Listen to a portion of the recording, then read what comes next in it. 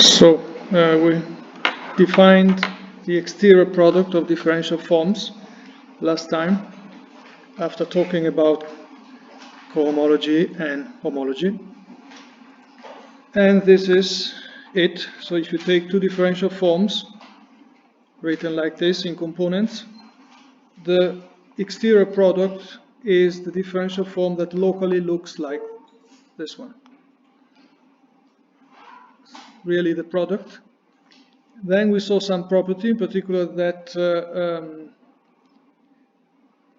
differential forms of odd degrees behave like fermions, they anti-commute, and those of even degrees commute, and whenever you have an even and an odd form, they commute also. Another property that we were writing down at the end of the past lecture is how the exterior product behaves with respect to the exterior derivative, and it obeys a certain Leibniz rule.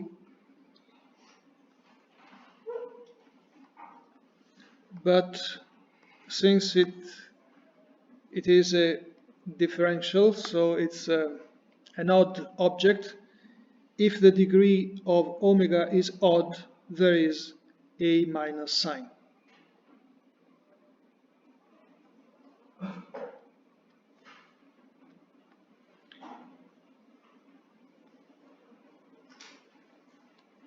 It's like having to commute d across omega, and so d counts like one differential, omega counts like degree of omega differentials, and so you have a minus sign if the degree of omega is odd. So this, check it out as an exercise.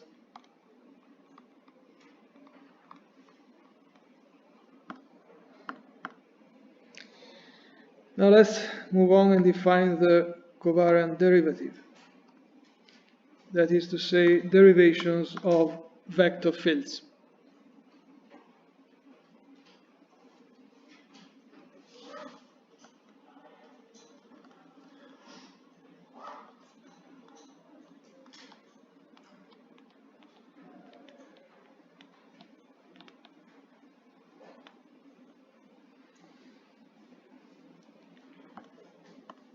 What are derivations of vector fields? We take M to be a smooth manifold.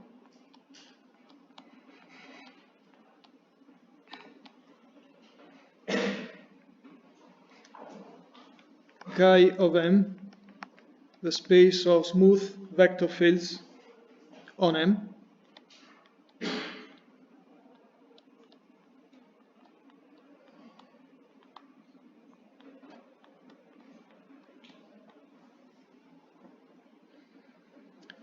Then a derivation which is read as del or nabla,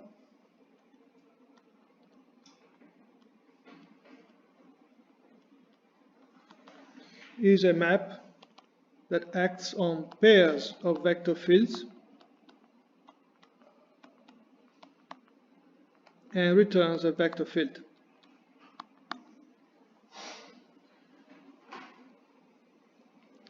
So if you take two vector fields, the pair is sent to an object that is written like this, covariant derivative, if you want, of y along x, and we will write this, we will call it z. It is a map that satisfies the following properties.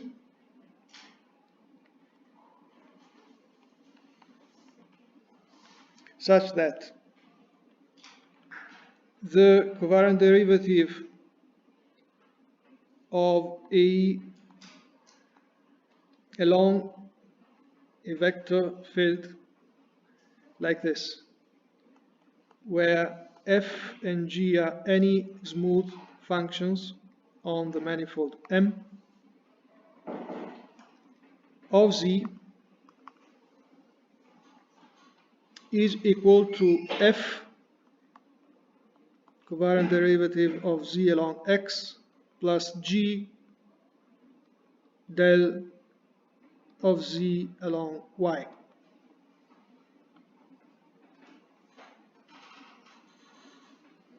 For every pair of smooth functions f and g and every x, y, z vector fields.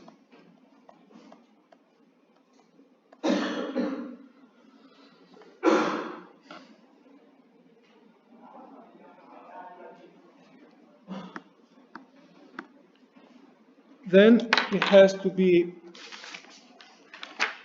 linear.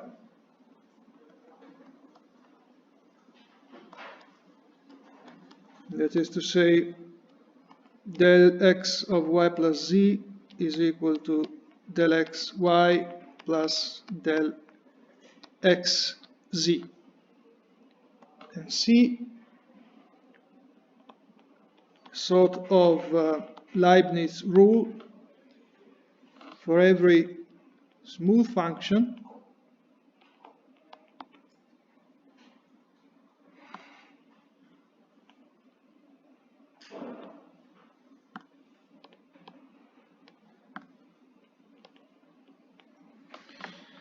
you have that del x of fy is equal to f del x of y plus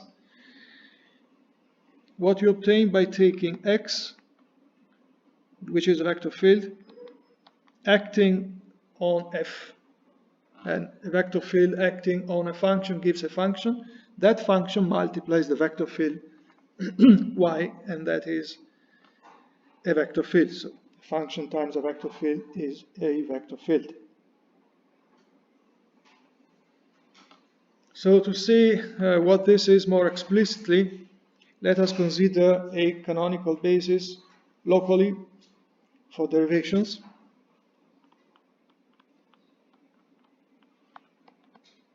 Let us consider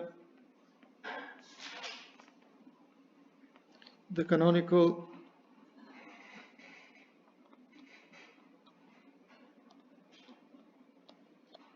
basis of derivations.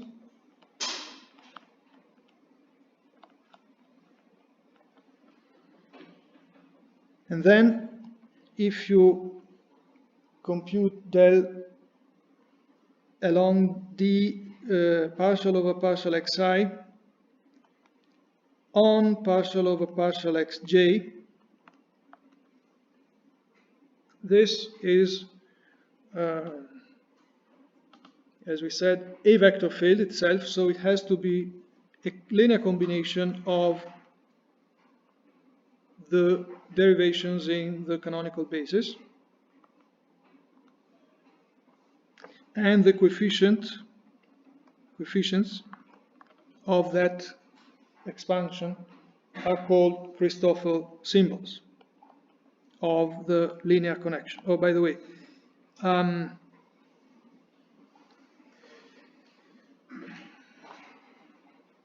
del or nabla is called linear connection.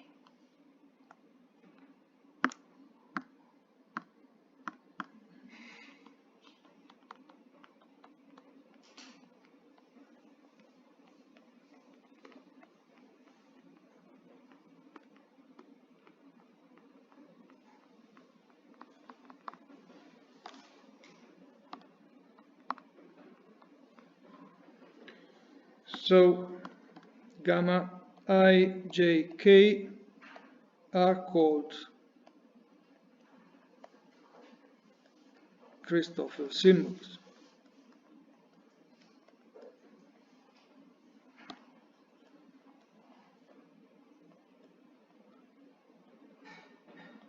And that you can do in any basis. So for a generic base, basis, different from these. Let's say for a generic basis xi, you can say that del along xi of xj is a linear combination of the same base elements, and that will define certain coefficients, which in this case we call with a different name bijk. But again, this is something you can do for every basis, and we will see two important bases. One is this, and then there will be another very important one, which defines so-called field buying or tetrad. But for the moment, let's study other properties of the derivative of vector fields. Let gamma of t denote a curve. So locally, gamma of t will be a1 of t, an of t.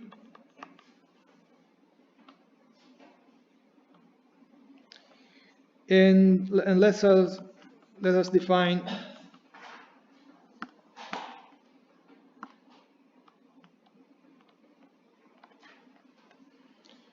the following derivation.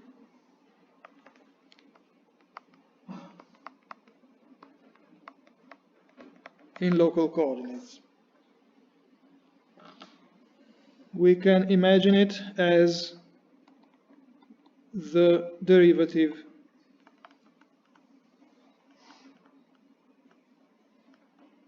along the curve gamma, like a total derivative along the curve gamma, because a dot is a dot I is the derivative of the ith component with respect to t.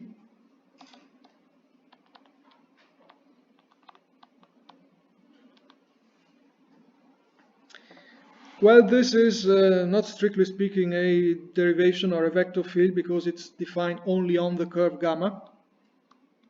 It's not defined everywhere, but for what we will be saying, it's okay. We can still apply these definitions and imagine to restrict everything along the curve gamma. Or we can take this object here and imagine to smoothly extend it to a neighborhood at least of the curve gamma, not necessarily to the entire manifold, and restrict our interest to that neighborhood. So even if this is not a vector field, because it's not defined everywhere, but just on gamma, and you want a neighborhood of gamma, it's enough to do what we want to do now. So let us take another vector field. Let X denote a vector field. This one instead.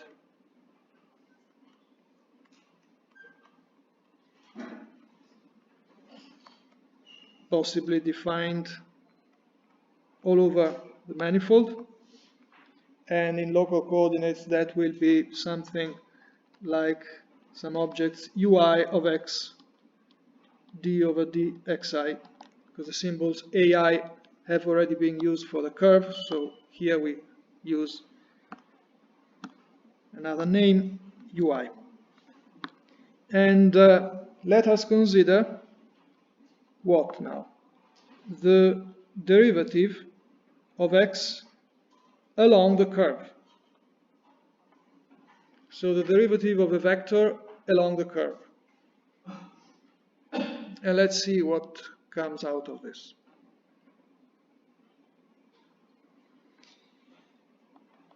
Well, let's use a couple of properties that we have seen are part of the definition of del. So, for example, we know how to apply del to the product of a function times a vector, and we have to use this, the property C. So we see this first linearity, the sum over I is understood, but linearity is what is encoded in property B. So we can take ui outside in the first contribution, but then there is a second contribution which is obtained by acting with x on the function, f is ui, and x, I recall, is this d over dt. So we get d ui over dt times what? Y. And y is d over dxi. So we get this thing for the moment.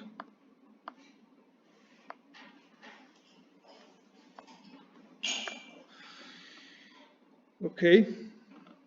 And then another thing we can do is to write d over dt, to replace it with its own definition. And now we see that we have a function times the elements of the base. And to treat that, we have to use the first property, which is A. You see, del of f times x is f times del. Even simpler.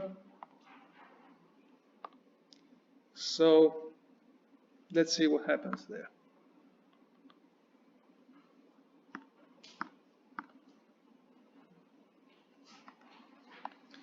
So ui d over dt, that's ai dot, which goes outside, but we have to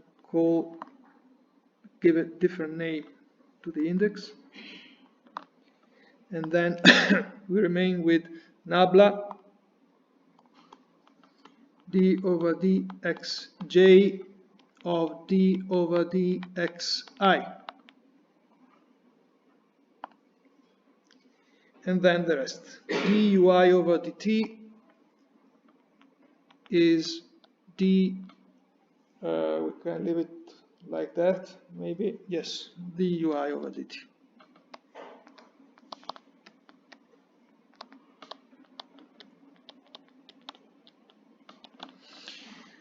Okay, now we use the Christoffel symbols to write this to expand it in the basis, partial over partial xi.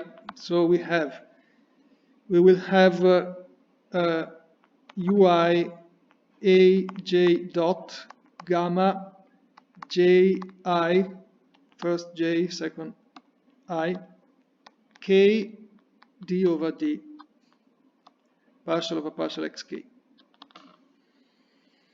Okay, this is it. So this is a vector field, because it's the derivative of a vector field. And we can write it like this: dui divided by dt over dt, plus, and then we want to collect partial over partial xi. So this thing will be I. Then we will be having a j with a j dot and a k with uk.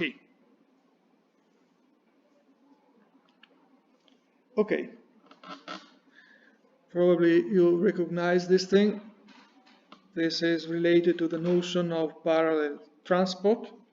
And so we say that x is parallel to gamma if this derivative, the covariant derivative, is 0.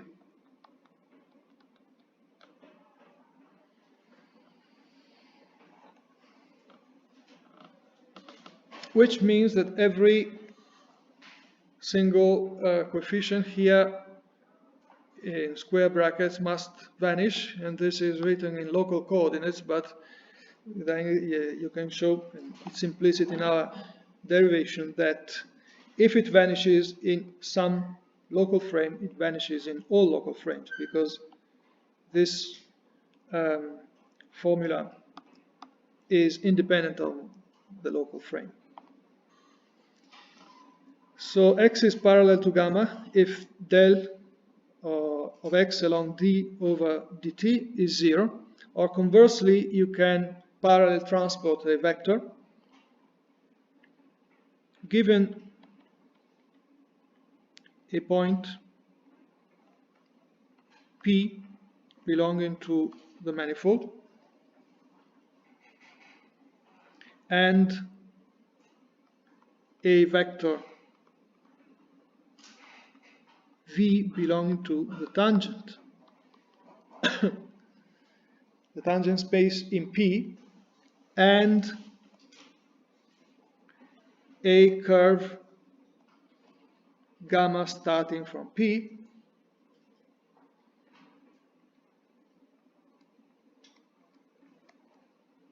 through P. So you have a point P, a curve gamma, let's say gamma of 0 is equal to P. And you have a certain vector V belonging to the tangent space in P, then you can ask yourself if you can parallel transport it along the curve, and the answer is yes, because given this, there exists a unique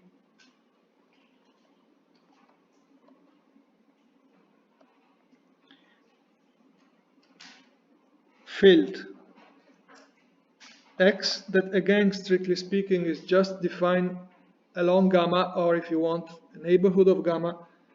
It's not really a vector field on the entire manifold, but doesn't really matter for what we are saying here. So a unique field such that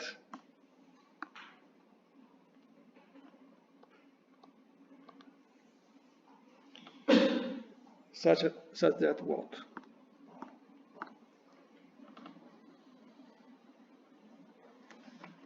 X of 0 is equal to V, and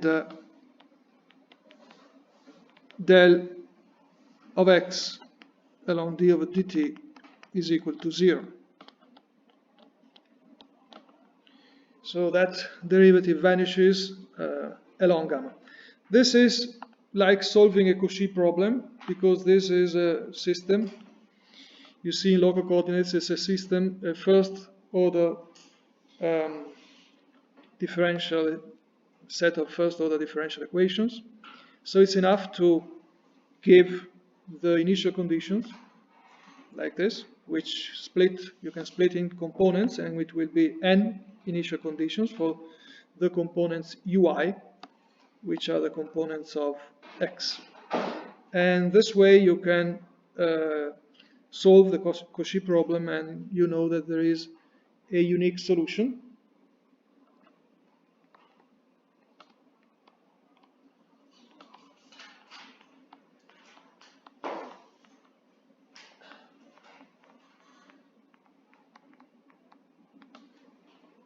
And its unique solution is the parallel transport of the vector V along gamma.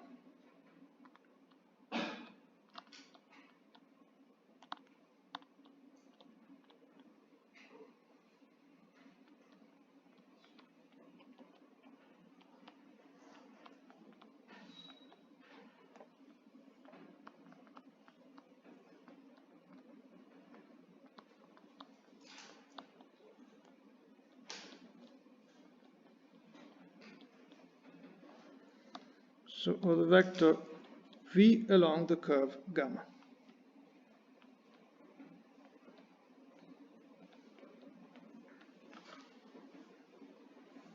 And that is built by means of the Christoffel symbols, which means by means of the linear connection. When you have a linear connection, you can do that.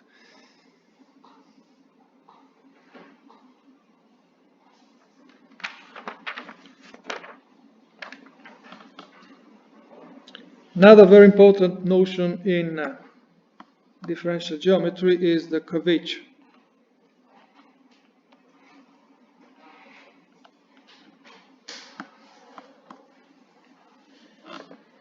And that is something you can associate with the linear connection we have just defined. When you have a linear connection, you can define the curvature.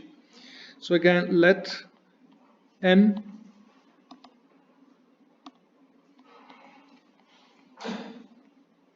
denote a smooth manifold,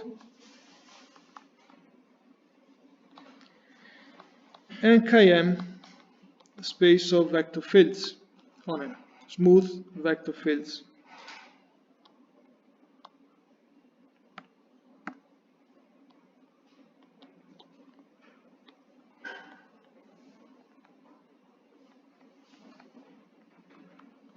On it.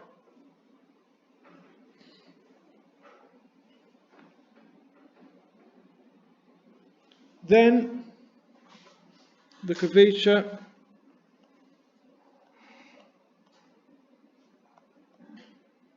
which is denoted by R del of the connection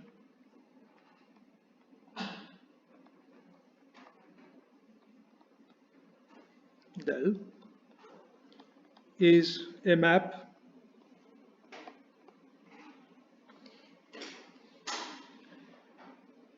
from a triplet of vector fields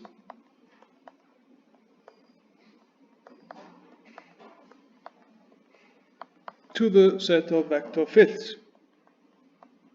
So a map that builds a certain vector field out of a triplet of vector fields, and it is a precise map defined as follows. It's not any map or a map with suitable properties, it's the map that I'm writing now, defined as, so R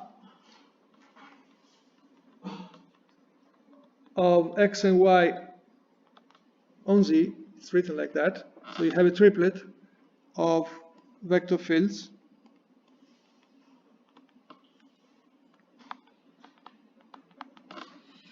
R of x and y and z is the following object: del x del y z minus del y del x z. Basically it is the commutator of two covariant derivatives, but not quite. That's the commutator of two covariant derivatives only in the canonical base, because in general you must add the del of the commutator of the two vector fields of z. You might recall that the commutator of two vector fields is a vector field. The product of two vector fields is not a vector field. So this is a meaningful thing. And why does it appear in that combination? It appears in that combination because it has remarkable properties. So as a shortcut, you can also write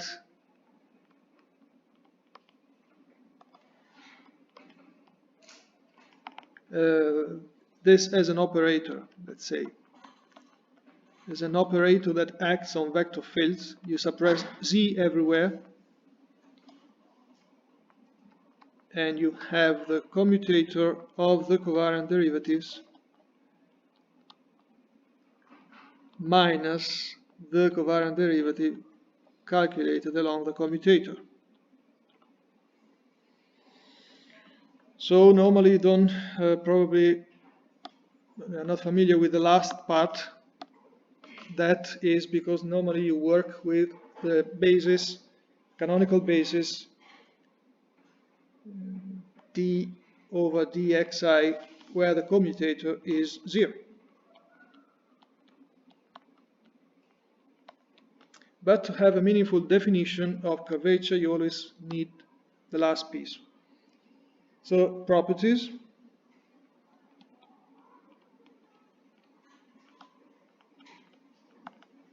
First, we can easily show that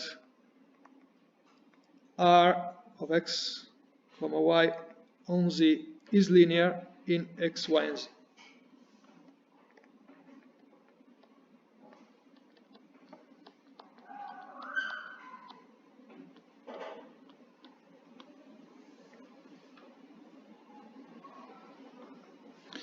It's anti-symmetric in x and y, of course.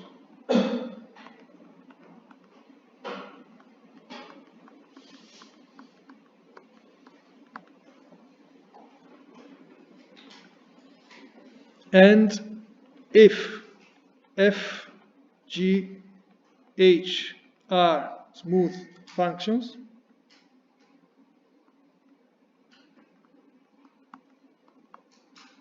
then the following remarkable property holds. R of fx, gy acting on hz, take all functions out, and you have this. So this is another exercise for you.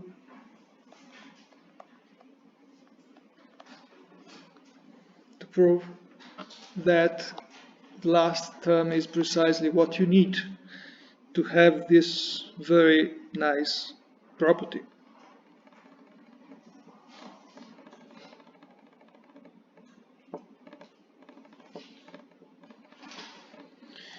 So now we compute this curvature in the canonical basis, this one, where the last term doesn't really matter. So let's see what we obtain.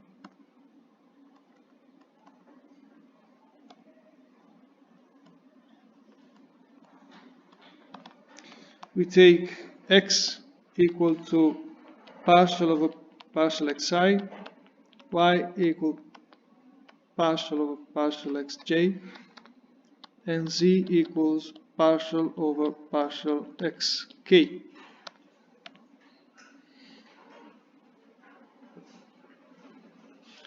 Which we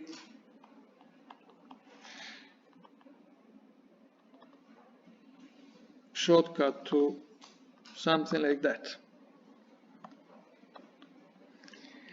And then we can compute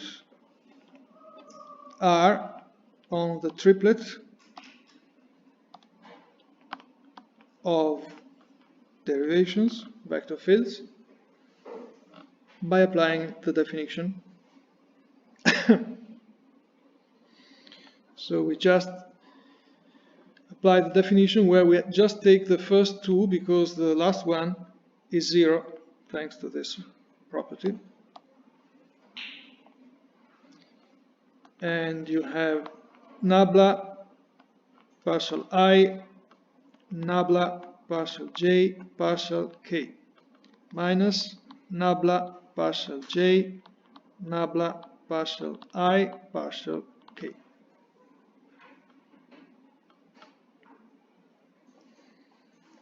Okay, so here we can use the Christoffel symbols to expand this in the basis, and there are two.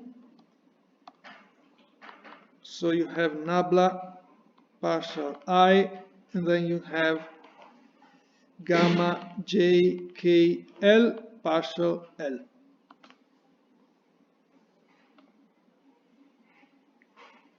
Minus nabla partial j. This is the anti-symmetrization in I and j.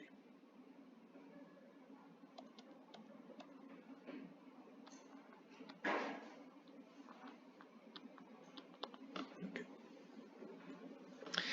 Now we know how to apply del on the product between a function. We can see this as a function times a derivative, which is property C, this one here. So you take the function out, first contribution, and then you act with the derivation on the function itself. And you multiply, we act on with this on the function, and you multiply by y.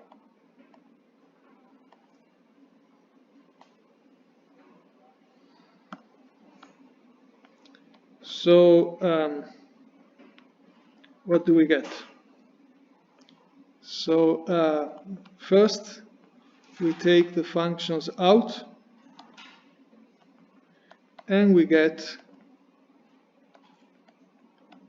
this object. Then we have to take this derivation and act on that, and multiply by the other derivation. So you have di partial I gamma j k l partial L. And then you have the same thing with the minus and I and j exchanged. So minus gamma I k l partial del partial j partial L minus partial j gamma I k L partial L.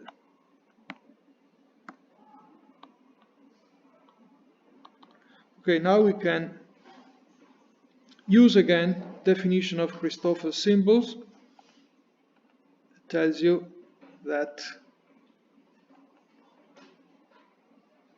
this relation holds.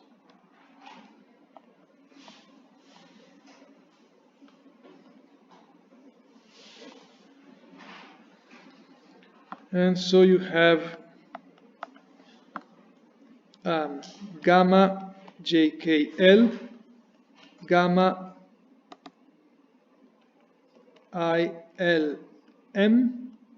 partial m, plus partial I gamma jkl, partial L. Actually, we could change the name here because we would like to collect the partial derivative at the end. And then you have the same thing with minus and I and A exchanged.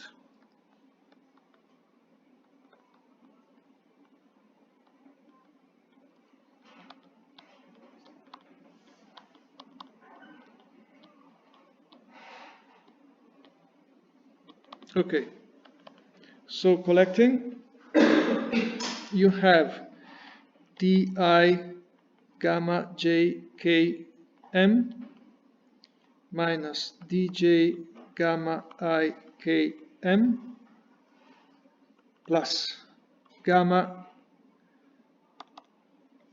let me write this first, I L m gamma j k l minus gamma j l m gamma I k l partial m. And so, as we said, the curvature is an object, a map that associates a triplet of vector fields with a vector field. The vector field can be expanded in the basis, and the coefficients of the basis are called Riemann tensor.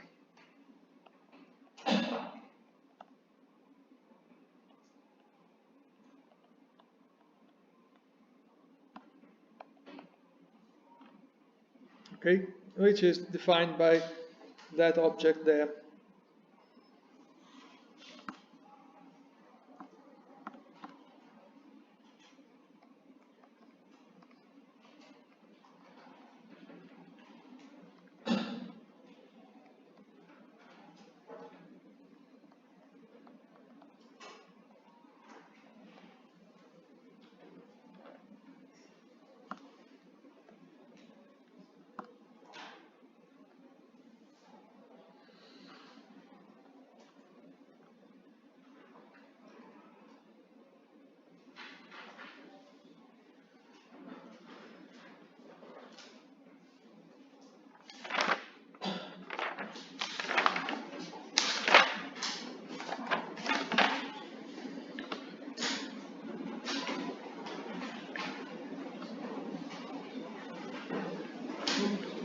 And that can be derived in any basis. For the moment, we just leave it there, and we will derive it later in the most general basis.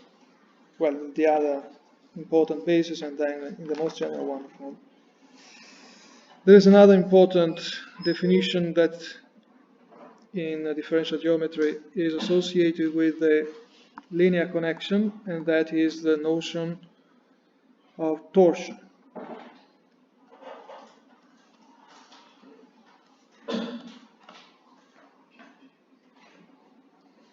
What is the torsion?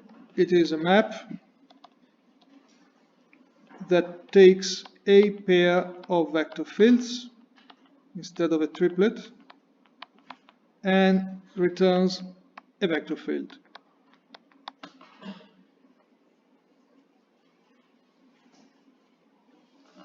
Defined as follows: T of x and y is equal to del xy minus del yx, and again we need a third contribution to have certain properties that we will write down in a moment.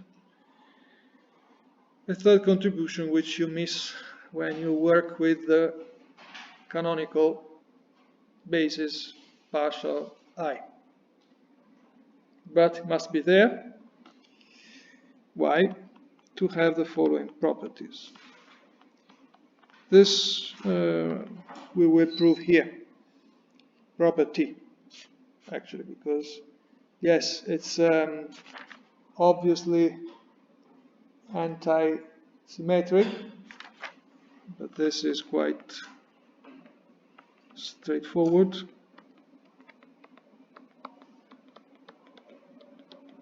The other thing is that T of f x gy is equal to fgt of xy for every fg smooth functions. And this one we check right now.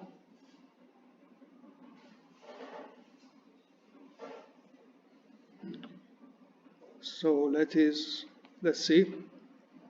We apply the definition. We put f and g there in front of x and y.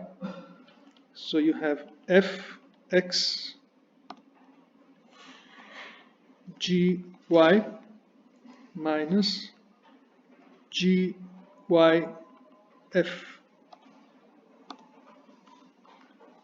x minus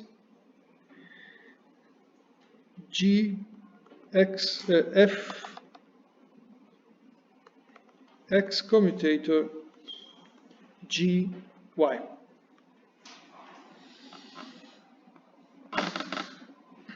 And now you apply the properties. Recall that this function here goes outside without any remnant. This one instead gives an extra contribution obtained by applying the vector on it. So f here goes outside, and then you have nabla x of gy. What is nabla x of gy? Nabla x of y times g plus x of g times y, from the property that we define. Yeah, let's see, maybe this one. Yeah, here it is. So you take f out, but then there is x of f times y. So I take g out, but then there is x of g times y. Here. Minus, same thing, g times del yx f plus yf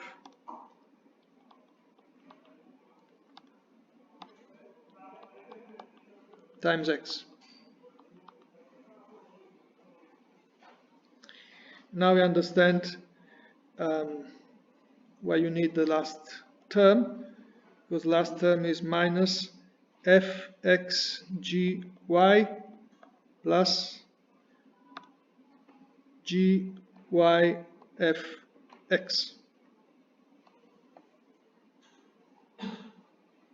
Commutate.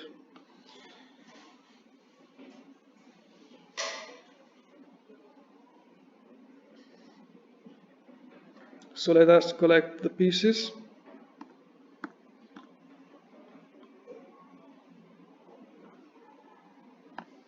So fg times del xy is what we want.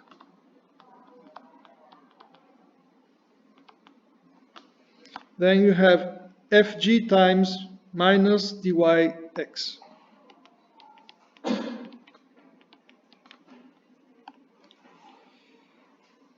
Then you have some extra contributions. Fx of gy.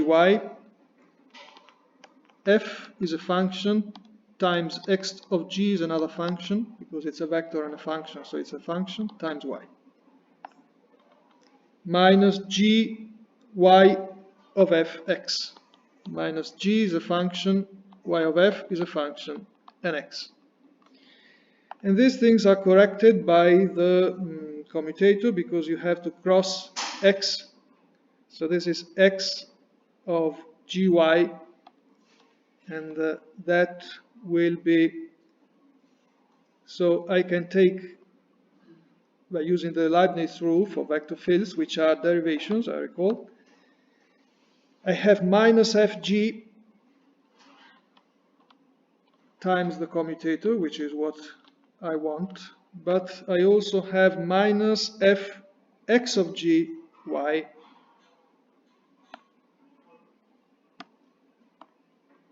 minus fx of gy